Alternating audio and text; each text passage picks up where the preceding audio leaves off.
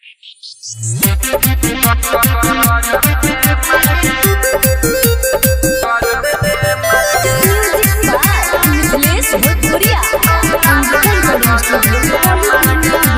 निकले छी घर से बाहर गे छौरी चले हिरनी के चल गे।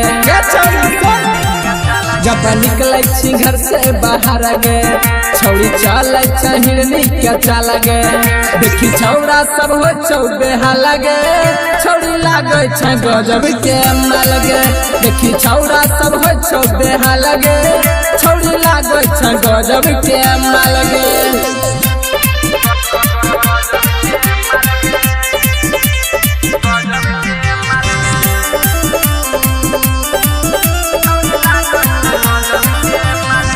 चल छही तू रोडा पे छौरी लाग छही बवाल गे। लाग तो नई छौरावा के कर भी तू हलाल गे। है गे जन्मों से ज्यादा प्यार कर छो छौरी तोरे यादाते सब अमर छो। जब चल छही पीला टका के सब छौरा के लागो झटका गे। जब चल हिरनी के चल गे छौरी लागे छ गजब के माल गे। देखी छौरा सब हो छौ बेहाल गे छौरी लागे छ गजब के माल गे।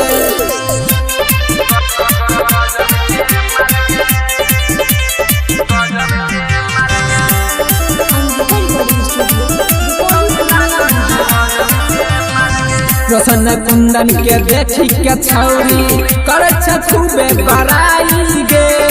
हंसे छ जब छौरी दिलवे में बसे होय छौ खूबे लड़ाई गे। गे छौरी है गे 16 के उम्र छौरी भरल छौ नशा प्यार वाला दोनों ओरी चढ़ल छौ। तोरा चंदन अकेला निहारो छौरी कहो झकस लगातार। देखी छौरा सब हो छौ बेहाल गे छौरी लागे छ गजब के माल गे। जब चले हिरनी के चल गे छौरी लागे छ गजब के माल गे। Angika recording studio Rupauli Purnia Bihar.